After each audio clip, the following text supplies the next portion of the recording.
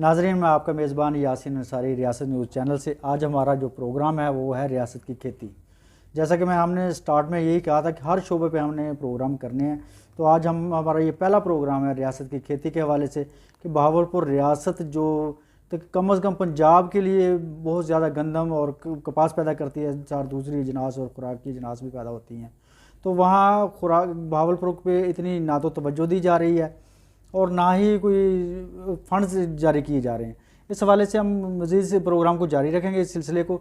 लेकिन आज हमारे प्रोग्राम के जो मेहमान हैं वो चौधरी तारक जवेद साहब हैं, जो माहिर ज़राअत हैं और बड़ी सर्विस दी हैं उन्होंने। असिस्टेंट डायरेक्टर एग्रीकल्चर, अभी रिसेंटली उन्होंने खैरबाद कहा है, रिटायर हुए हैं। तो जितना अरसा उन्होंने खिदमत की है काश्तकारों की, मैं कहता हूँ, लोग कहते तो हैं कि दफ्तर में बैठ के लोग सर्विस करते हैं, इन्होंने पूरी सर्विस फील्ड में गुजारी है। और इनकी ये ख्वाहिश होती थी कि काश्तकारों को ज़्यादा से ज़्यादा मालूमात फराहम की जाएँ, जदीद टेक्नोलॉजी बारे मुतारफ़ कराया जाए ताकि काश्तकार ज़्यादा से ज़्यादा बेहतर पैदावार हासिल कर सकें। तो आज हम सिलसिला शुरू करते हैं। आज हमारा ये पहला प्रोग्राम है ज़राअत के हवाले से, तो इंशाल्लाह हम हर क्रॉप के ऊपर प्रोग्राम करेंगे और तारक जवेद साहब हमारी रहनुमाई करेंगे, हमारे मेहमान होंगे इंशाल्लाह। तो इस सिलसिले को हम इंशाल्लाह जारी रखेंगे। हमारा ये कोशिश है कि हम इस प्रोग्राम को हम हफ्तावार जारी रखें। तो आपसे एक ही रिक्वेस्ट है कि आप लोग मेरे चैनल को सब्सक्राइब करें और इसको ज़्यादा से ज़्यादा लोगों तक शेयर करें। ये सदका जारिया है ताकि लोगों को ये मालूमात मिल सकें और लोग इन्हीं मालूमात की बुना पे बेहतर पैदावार हासिल कर सकें, जिससे काश्तकार, एक तरफ काश्तकार ख़ुद को फील होगा, दूसरी तरफ मुल्की मईशत भी बेहतर होगी। तो आज शुरू करते हैं चौधरी तारक जवेद साहब। अस्सलाम वालेकुम चौधरी तारक जवेद साहब। वालेकुम सलाम जनाब। सर, आपकी मेहरबानी, आप हमारे प्रोग्राम में आए, आपने तशरीफ़ लाए और हमें वक्त दिया। तो आज हम जो प्रोग्राम करेंगे वो है गंदम की फसल के हवाले से। तो अभी आपसे ये सवाल है कि अब जो गंदम की मौजूदा सूरत हाल है, इस हवाले से आप क्या कहते हैं, किस नज़र से आप देख रहे हैं कि गंदम जिस तरह जा रही है गंदम की फसल और मौसम साथ दे रहा है, तो हम बेहतर पैदावार हासिल कर सकते हैं, या किस तरह कौन कौन से ऐसे अवामल हैं जिनको हम इस्तेमाल करके बेहतर से बेहतर पैदावार हासिल कर सकें? बहुत शुक्रिया यासिन अंसारी साहब, आपका भी और रियासत न्यूज़ का भी, जिन्होंने बड़ी हिम्मत करके, मेहनत करके ये प्रोग्राम तरतीब दिए हैं। मैं अभी डिपार्टमेंट से रिटायर हुआ हूँ, तो हमारा डिपार्टमेंट के अंदर भी यही हमारा प्रोग्राम होते थे कि हम फार्मर्स को उनके गांव में जाके, उनकी बस्तियों में जाके हम इकट्ठा करके उनको ये मामलात, ये जो टेक्नोलॉजी है गंदम के हवाले से ये बताते थे। गंदम की फसल जो है ये हमारी इस एरिया के पाकिस्तानी लोगों की और हमारे इस एरिया के लोगों की बुनियादी खुराक है। और यहाँ ये मिसाल मशहूर है कि जिस ज़मींदार के पास गंदम के दाने हैं, गंदम के दानों का साल का ज़ख़ीरा मौजूद है, वो गरीब नहीं है। जी जी बिल्कुल। तो गंदम की फसल इस वक्त अपने तकरीबन जो उसकी बढ़ोतरी वाला मामले थे वहाँ से निकल के अब वो पैदावारी मराहल में दाखिल हो चुकी है। उसमें ख़ास तौर पे गोब की हालत जो है ना वो अगेती फसलों में शुरू हो चुकी है और पिछेती फसलों में बिल्कुल तैयारी के मरहले, गोब आने वाली है फसल। और गोब का मरहला जो होता है, इसमें फसल को पानी की अशद ज़रूरत होती है। और पानी के हवाले से मैं ज़िम्मेदार दोस्तों को पहले भी बताता रहा हूँ कि पानी आपने गंदम को कभी भी इतना ज़्यादा नहीं लगाना कि आपके खेत में खड़ा पानी नज़र आए। पानी इतना ही लगाना है कि पानी जो है आखिर तक पहुँचे और पता चले कि गंदम के खेत से पानी खुश्क हो गया है। ये गंदम की रिक्वायरमेंट है। इससे ज़्यादा जो बंदा पानी लगाता है वो गंदम की फसल को भी नुकसान देता है और गंदम पैदावार भी जो है उससे मुतासर होती है। इसके अलावा जड़ी बूटियों का पहले मरहला गुजर चुका है। जिन लोगों की फसल, जिन्होंने कबात के बाद काश्त की है और फसल पछेती है, मैं उनको कहूँगा कि वो अपनी ज़रूर निगाह रखें। जो भी उनके खेतों में जड़ी बूटियाँ उगी हुई हैं उनको स्प्रे करके केमिकल तरीके से उनको आप तलफ़ कर दें, ताकि जल्द अज जल्द जड़ी बूटियों का ख़ात्मा हो जाए और फसल जो है वो गोब के मरहले में दाखिल हो जाए। ये बहुत ज़रूरी है। इसके बाद गंदम में जो है ना वो अब पैदावारी मराहल में जो आखिरी जो जिस पे ज़िम्मेदार दोस्त समझता है गोब की हालत में उसने पानी दे दिया, या कहीं कोई फसल कमज़ोर होती है तो वो उसमें यूरिया खाद डाल देता है, बाद लोग पोटाश की खाद डाल देते हैं। यानी खाद की वो आखिरी डोज देने के बाद वो समझता है कि मेरी फसल जो है वो अब पक गई है, अब इसको हमने काटना है। ये मरहला नहीं होता।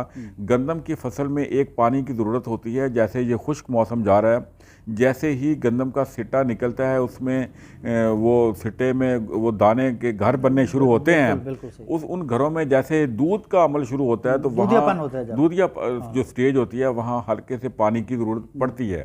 अगर वो पानी सही स्टेज पे लग जाए तो गंदम की फसल की पैदावार को मैक्सिमम तरीके से हासिल किया जा सकता है।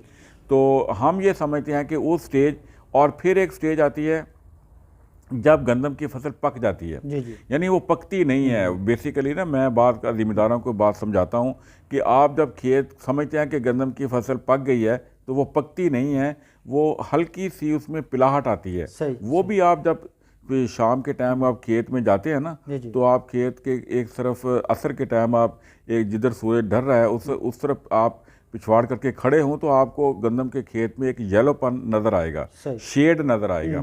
उस वक्त आप लोग खेत के अंदर जाएं, उसके अंदर जाके खेत में एक सिट्टा तोड़ें, सिट्टे के दरमियान से उसको दाने को थोड़ा सा दबाएं। अगर तो उसमें से दूध निकले पचकारी के साथ तो समझ लें अभी इसको हल्के से पानी की ज़रूरत है। अगर वहाँ आटे की शक्ल में से निकले उस दाने में से तो आप समझें कि इसको पानी की ज़रूरत नहीं है। उस फसल को खड़ा रखें और उसी जो पौधे उस हालत में भी पौधे के पास इतना पत्ते और तने के अंदर इतनी खुराक होती है, क्लोरोफिल होता है जो पत्ते दाने को अपने वजन में पका देता है। बिल्कुल सही। लेकिन उस स्टेज पे जिम्मेदार दोस्त जो है ना सबसे ज़्यादा जो गलती करते हैं वो ये करते हैं कि पानी लगा दे। अच्छा, पानी का क्या नुकसान होता है फिर? पानी का नुकसान ये होता है कि जो मार्च का तकरीबन ये मार्च की 10-15 के बाद वाली स्टेज होती है और वो होता ही है कि पानी उस वक्त हवाएं चलती हैं और बड़ी गैर मुतवक्की हवाएं चलती हैं। आपने पानी लगाया, कोई हवा नहीं है, इसके बाद जो ही आप पानी लगा के घर आए हैं तो हल्की सी हवा चली, फसल गिर गई। जैसे ही फसल गिरती है, अच्छा, गिरने से कितना नुकसान होता है, कितने परसेंट? देखिए वो अगर आपने पानी लगाया हुआ है और फसल हवा चली है, फसल ज़्यादा गिर गई है तो वो तो 30-35%, 1/3 जो नुकसान हो जाता है। और एक पकी पकाई फसल सारी मैनेजमेंट जो है ना एहतियात करनी चाहिए, उस पानी के हवाले से बड़ी एहतियात करनी चाहिए। मौसमियाती तब्दीलियां हैं, उनके असरात भी फसलों पे हो रहे हैं, तो ये भी जिम्मेदार को उस पर भी निगाह रखनी चाहिए। अच्छा तारिक साहब, इस दफ़ा ऐसा हुआ है कि कपास की फसल तो बेहतर नहीं हो सकी क्योंकि आपको भी पता मौसम चेंज हुए थे तो बारिशें बहुत होती रही, जल्दी कपास की फसल जो है टर्मिनेट हो गई, तो लोगों ने अर्ली ही गंदम काश्त कर ली। अर्ली मीन्स के अक्टूबर के मंथ में भी काश्त कर ली है। तो इस हवाले से आप क्या कहते हैं, ऐसा करने से क्या पैदावार बेहतर होती है जल्दी या इसका कोई नुकसान है? इसका फ़ायदा नहीं हुआ, इसका फ़ायदा नहीं हुआ। अच्छा, क्योंकि हमने काश्तकारों को जैसे ही लोगों के खेत खाली होने शुरू हुए उन्होंने हमें पूछा कि भी हम क्या करें। हमने उन्हें कहा कि आप ज़मीन को तैयार करें, उनमें से जड़ी बूटियाँ आप तलब करें और इसके बाद जैसे ही आपका नवंबर का पहला हफ्ता शुरू हो या अक्टूबर के आखिरी दिनों में आप रौनी करके उसको फसल काश्त कर दें गंदम की। लेकिन काश्तकारों ने जो ही खाली ज़मीन देखी उन्होंने 15 अक्टूबर से ही काश्त करनी शुरू कर दी, तो वो फसल तो उग गई और ज़िम्मेदार को वो 15 अक्टूबर वाली काश्त करने का तजर्बा भी नहीं था। उसका नतीजा ये निकला कि फसल जो थी जो ही गोब में चढ़ने की बजाय वो सिट्टे पे निकल आई है। उसका इतना अच्छा तजर्बा नहीं होता। अच्छा तारिक साहब, अब यूरिया खाद डालने का कोई फ़ायदा है? देखिए यूरिया खाद तो उसमें डाली जा सकती है, आप सही कह रहे हैं। आप जिन लोगों ने कमाद के बाद, कमाद की हार्वेस्टिंग के बाद, क्योंकि मिलें भी लेट चली थी, कमाद की हार्वेस्टिंग के बाद जिन्होंने काश्त किया वो तो इस्तेमाल कर सकते हैं, आखिरी मराहल में फसल को दे सकते हैं। वरना जो नॉर्मल फसल जो काश्त हुई है, जो नवंबर के पहले हफ्ते से 20 नवंबर तक काश्त हुई है, वो अपनी जो है ना बढ़ोतरी वाली जो सिचुएशन है, वेजिटेटिव ग्रोथ हम उसको कहते हैं, वो पूरी कर चुकी है। नहीं, अक्सर कहते हैं जब ये खुराक बना रही होती है, दाने बन रहे होते हैं, उस वक्त खाद की ज़रूरत होती है गंदम, उस वक्त पानी की ज़रूरत होती है। अच्छा, खाद की ज़रूरत नहीं होती? खाद की अगर कमज़ोर कहीं नज़र आती है आपको, पिलाहट नज़र आती है कहीं, अच्छा तो फिर डालनी चाहिए, वरना खाद की खुराक की ज़रूरत नहीं, खुराक खुद ब खुद पौधा ही बनाता है। हाँ, खुराक पौधा बनाता है। अच्छा, अगर आप ज़्यादा उस वक्त उसको यूरिया खाद दे देंगे तो उसके 2-3 नुकसान अलबत्ता ये हो सकते हैं कि फसल के अंदर जो है ना, एक तो फसल लश ग्रीन हो जाएगी। अच्छा, जैसे ही फसल लश ग्रीन होगी तो आखिरी स्टेज में वो जो काला तेला है जिसको हम एफड भी कहते हैं वो असरअंदाज हो जाएगा। हाँ, कीड़ा आ जाएगा। सही। और बाद का तो लश्करी सुंडी जो है वो भी नजर आनी शुरू हो जाती है। यानी जितनी फसल लश होगी गंदम पे आती है। सही। और जितनी फसल आपकी लश होगी उतना ही आपका वो जो चीज़ें हैं ना, ये कीड़े जो है असरअंदाज होंगे और इसके साथ साथ अगर एक्सेसिव उसकी बढ़ोतरी होगी, यानी बेजा बढ़ोतरी हो गई, तो फसल के गिरने के चांसेस भी ज़्यादा हो जाते हैं। उससे भी डैमेज। एक रस्ट की बीमारी कहते हैं, वो बंट है, एक रस्ट है, वो क्या है और कब आती है और इसकी निशानी क्या है, इसके बारे में थोड़ा हाँ जी, वो यही होता है कि ये टेम्परेचर जो है ना, जैसे ही टेम्परेचर डिफरेंस आता है, दिन में ज़्यादा मतलब टेम्परेचर राइज करता है, तो वो स्टेज है ना बड़ी ख़तरनाक होती है और वो गोब से पहले पहले बीमारी आ जाती है। लेट स्टेज पे ये इस वक्त जो है ना वो स्टेज बड़ी मतलब ज़िम्मेदार दोस्तों को एहतियात करनी चाहिए। और अदरवाइज़ जो ही बीमारी नज़र आती है उस वक्त बाज़ कुछ लोग एहतियाती तौर पर स्प्रे कर देते हैं, लेकिन उसका इतना फ़ायदा नहीं होता। लेकिन जो ही उसकी कोई सिम्टम्स नज़र आए उस वक्त स्प्रे अगर आप कर दें उसकी फंजीसाइड वगैरह, तो उसको बेहतर कंट्रोल किया जा सकता है। अच्छा तारक साहब, पिछले साबका दौर में कहते हैं जो हमारे बुज़ुर्ग गुजरे हैं, वो तो खाद उस वक्त थी नहीं, वो गोबर की खाद डालते थे और बड़ी बड़ी अच्छी पैदावार हासिल करते थे। क्या अब उस गोबर की खाद का, जिसे कीमियाई खाद भी कहा जाता है, कोई फ़ायदा है इस वक्त? काश्तकारों को क्या करना चाहिए, आप क्या मैसेज देते हैं कि काश्तकार गोबर की खाद डालें या ये DAP और यूरिया और जितनी खादें ये कंपनियां बना रही हैं यही डालें? देखिए जी, हमारी जो ज़मीनें हैं ना, उसमें नामियाती मादे की कमी तो है। अच्छा। और शदीद कमी है। जितना फसल के अंदर, ज़मीन के अंदर नामियाती मादा बेहतर होगा, वो ज़मीन जो है उतनी ज़्यादा ज़रख़ेज़ होगी और आपकी फसल जो है वो उतनी ही बेहतर पैदावार देगी। तो गोबर की खाद की ज़रूरत होती है, लेकिन हमारे पास ना गोबर की जो खाद फसल ज़मीन को फ़ायदा देती है और जो आगे फसल को फ़ायदा देती है वो हम तैयार ही नहीं कर पाते। हमारी गोबर की खाद भी ऐसी होती है, हम जानवरों के पीछे खाद इकट्ठी करते रहते हैं, वो उठा के खेत में डाल देते हैं। वो बाद खाद उसको फ़ायदे की बजाय कच्ची खाद होती है, वो अपने वो दीमक लग जाती है और वो फ़ायदा की जगह नुकसान हो जाता है। तो इसके पहले तो उसको गोबर की खाद आपने डालनी है ना, आप उसको तैयारी करें, खड्डा डालें, खड्डे के अंदर वो आपने उसको डालना है, पानी डालना है, उसकी मिट्टी डालनी है, और ताकि वो 2-3 साल वो खड्डा बंद पड़ा रहे। मतलब पहले तो भरे, उसके बाद उसको बंद कर दें 6 महीने, जिस वक्त तो बिल्कुल गल सड़ जाए, फिर उसको इस्तेमाल करें, और वो ज़रूरी है। अच्छा। अगर आप गोबर की खाद का इस्तेमाल नहीं करेंगे तो ज़मीन के अंदर नामियाती मादा हम कीमियाई खादों से पूरा नहीं कर सकते। सही। तो लेकिन वो होता है उस वक्त है जिस वक्त आपने काश से पहले इस्तेमाल करनी होती है, और उसको ज़मीन में अच्छी तरह मिक्सअप करना होता है। अगर आपकी खाद नामियाती तैयार नहीं है तो वो उतना फ़ायदा नहीं देती, उसको बेहतर है कि आप। तारक साहब, अक्सर ये भी कहा जाता है कि मुतनासिब खादों का जो इस्तेमाल है वो पैदावार में बेहतरीन रिजल्ट्स देता है किसी भी फसल के लिए। तो अब तो मेरे ख्याल में खादों का वक्त गंदम के हवाले से तो गुजर चुका है तकरीबन, तो अभी आप क्या सजेस्ट करेंगे? इंशाल्लाह अगले प्रोग्राम में आपसे हम जब डिस्कस करेंगे तो ज़रूर बताइएगा, ताकि लोगों ने काटन काश्त करनी होगी तो उससे मुतनासिब खादें कैसे इस्तेमाल करेंगे और कब करेंगे। लेकिन अभी आप सिर्फ गंदम के हवाले से बताइएगा कि गंदम के लिए मुतनासिब खादें अब क्या हो सकता है। कोई खाद डाली जा सकती है, जैसे कहते हैं पोटाश डाल देते हैं, DAP डाल देते हैं, अभी कोई ऐसा है क्योंकि ऐसा कीमियाई मादे डाल दिए जाएं जिससे बेहतर पैदावार हासिल की जा सके? इस वक्त फास्फोरस का इस्तेमाल तो मेरा ख्याल है कि फसल में कोई इतने बहुत बेहतर रिजल्ट नहीं देगा। अच्छा। तो पोटाश के हवाले से हमारे काश्तकार वो भी जो लिक्विड पोटाश है जो मतलब पानी में हल हो जाती है वो डालते हैं। उनका ये ख्याल है कि ये फसल को जो है ना दाने को बेहतर कर देती है।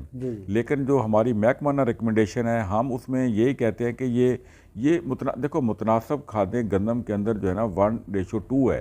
अच्छा। यानी आपने फास्फोरस को जो लेके आना है ना, अगर फर्ज करो फास्फोरस 1 किलो है तो 2 किलो आप नाइट्रोजन डालें। ये रेशो आप रखेंगे ना तो आपका जो है ना जो दाने की और भूसे की रेशो भी बेहतर हो जाएगी। अच्छा। अगर आप इस रेशो को चेंज करेंगे, जैसे थोड़ी सी फास्फोरस वाली खादों की कीमत बढ़ी है तो लोगों ने उसका इस्तेमाल कम कर दिया और उसकी जगह आपने यूरिया खाद इस्तेमाल। अब आपका जिस वक्त अगर इसी हिसाब से ये चलता रहेगा तो होगा क्या कि आपके दाने फर्ज करो 30 मन है तो जो आपका भूसा है वो 40-50 मन हो जाएगा। तो अगर आप इस रेशो को करना चाहते हैं कि आपका गंदम की पैदावार डैमेज होगी, दाना कमज़ोर होगा, दाने के अंदर वो कण नहीं आएगा, वो बेहतरी नहीं आएगी, और इसको इस्तेमाल वही टाइम है जो आपने बिजाई के टाइम करना है। बिल्कुल सही। वही टाइम आपका बेहतरीन टाइम है। गंदम की कटाई के हवाले से थोड़ा सा आप गंदम की कटाई के हवाले से बेहतर प्रोग्राम तो मेरा ख्याल है कि आप अगले महीने अगर करें तो कटाई के ज़्यादा करीब ही कटाई, करेंगे इंशाल्लाह। क्योंकि अभी हम करेंगे तो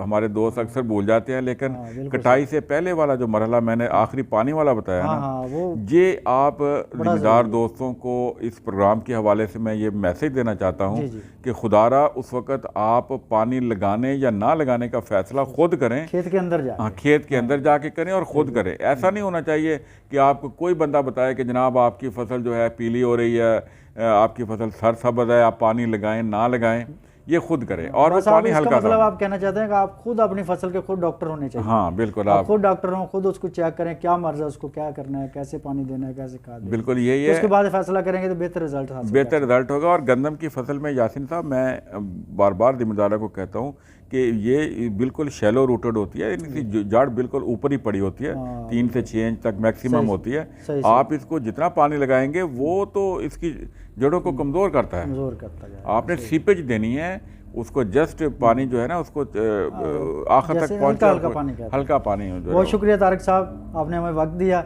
इंशाल्लाह नेक्स्ट आप हमारे साथ रहिएगा और हमें ज़रूर वक्त दें ताकि हम काश्तकारों की खिदमत कर सकें, काश्तकारों की रहनुमाई कर सकें ताकि काश्तकार खुशहाल हो। देखें जी, आपका भी बहुत बहुत शुक्रिया। मैंने सारी उम्र ज़िम्मेदारों की काश्तकारों के लिए गांव-गांव जाके उनको पैगाम दिया है, तो अगर मेरी ये बढ़ात इधर इस प्रोग्राम में निकलती जाएगी तो मैं समझूंगा कि ये मेरा जो काम है ना वो अभी तक जारी है और मैं अपना पैगाम ज़िम्मेदारों तक ज़रूर पहुँचाऊँगा। जज़ाकल्लाह सर, ये आपके सदका जारी है। थैंक यू, बहुत शुक्रिया जनाब।